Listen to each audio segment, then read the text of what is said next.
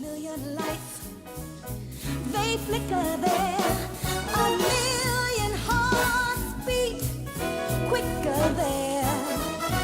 No skies are gray on the great wide way, 'cause that's the Broadway melody.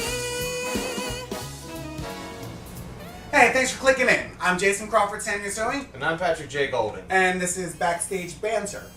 This episode of Backstage Banter, we are going to be discussing a brand new show called HOAX by Annalise Montoni in collaboration with magician Brian M. Kehoe.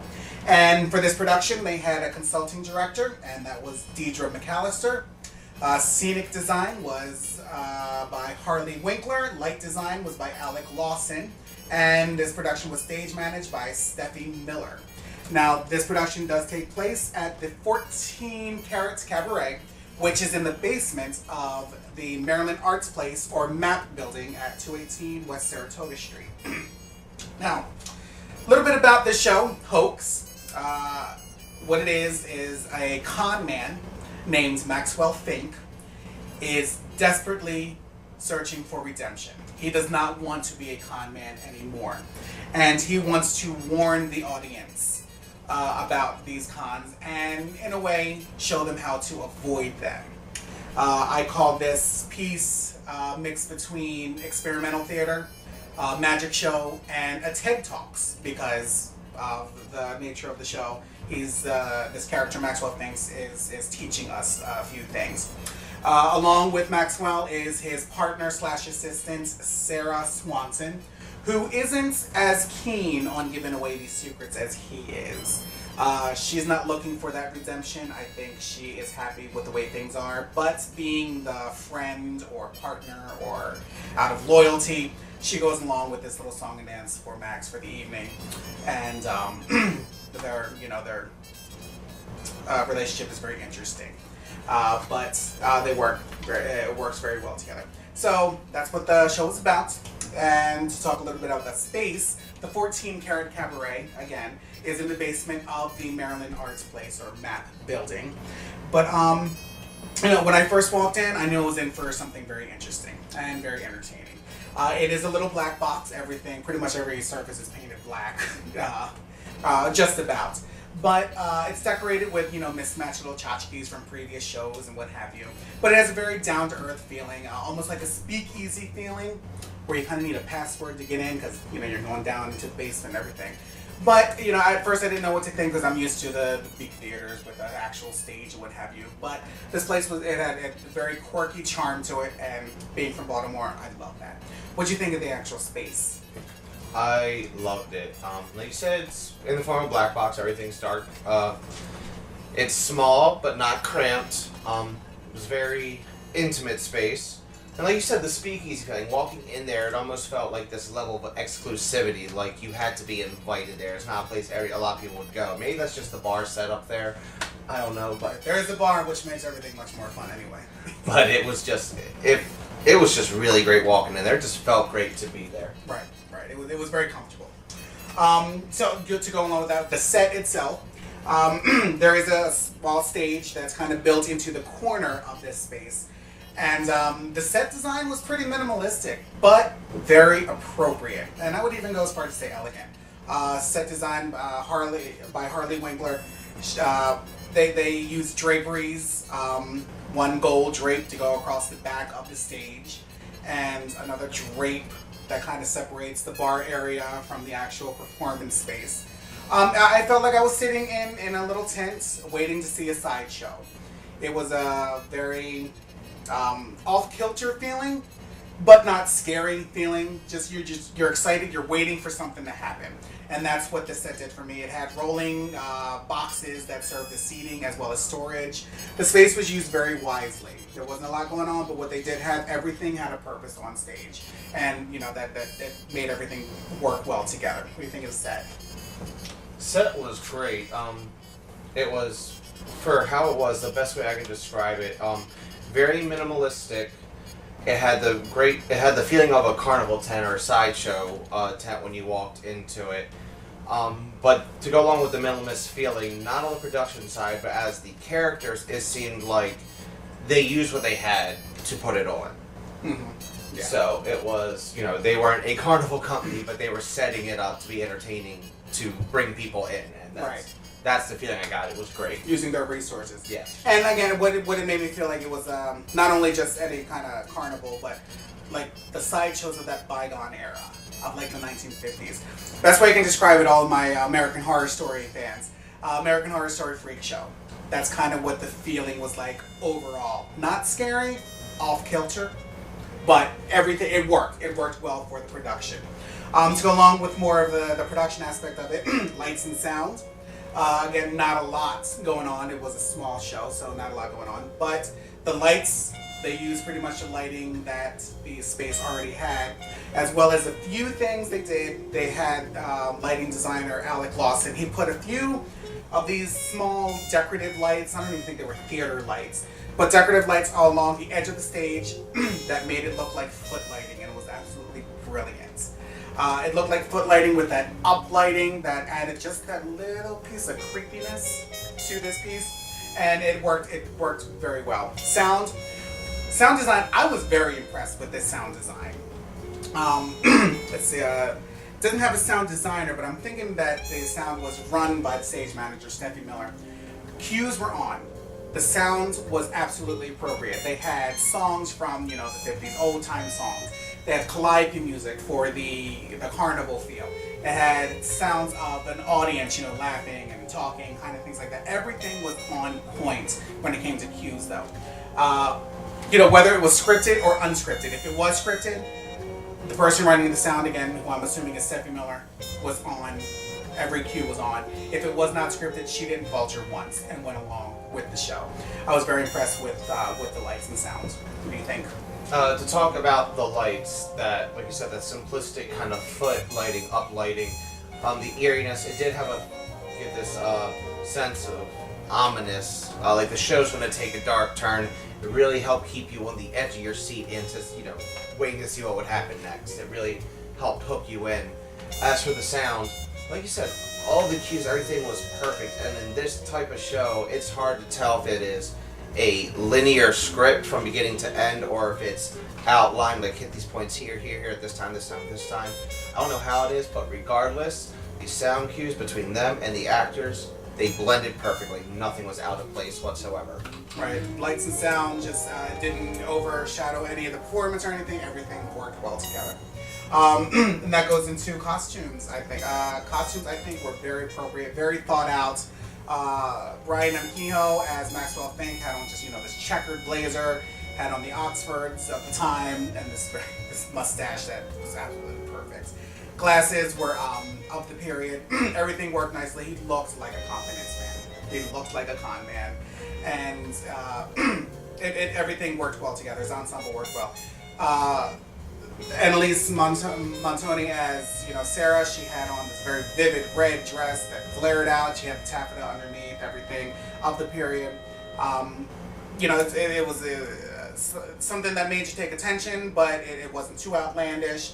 It worked nicely. Both their costumes, they were of the time period, and they were comfortable in them. Everything, I think they were very well thought out costumes. What do you think? Costumes were great. I'm not going to get back in specifics on like you just were. Don't need to be redundant. Maxwell, his costume was very much that of a showman. Yes. Catch your attention, and he's going to catch your attention with his looks or with what he's saying, and it fit perfectly for that character. Sarah's dress and her outfit, it, like you said, it stuck out in a good way, but also kind of blended. It was very, like you could tell, she was the subtle kind of con. Right. Yeah. She was the partner. Right. Correct. Yeah. Good. Now, an aspect I'd like to speak to go on to next is a very important aspect of this piece, and that's audience participation. From the get, the audience is fully immersed in this production. The characters are talking to us. There is no fourth wall in this production. And as a person who likes that fourth wall, whether I'm in the audience, I like my show to stay on the stage. If I'm in the show, I like my audience to stay there. But I was not at all uncomfortable with this because it was a sideshow. It was a magic show. everything, you know, it was audience participation was a huge part of it that made this show work very nicely. But I mean, from the get, you are immersed in the show, and I think that's what makes it also, it makes it much more enjoyable. What did you think of the audience participation bit? Well, like you said, from the get, there is no fourth wall. In fact, the show begins, we're not even in our seats yet. You're standing outside, and he comes through like a carnival barker through the front, and it automatically starts going through you and talking to you right from there. So, like you said, the immersion, bam, right from the get. And just with the theatrics and the magic part of this. And you were lucky enough to be a volunteer twice. Yeah, twice. Yeah. The beginning and the end. And I won't get the specifics of the tricks. I don't want to give anything away. But I have to say, I'm one of those people that when I'm at a magic show, I'm always looking for how they did the trick. I'm trying to figure it out. This show, I did that.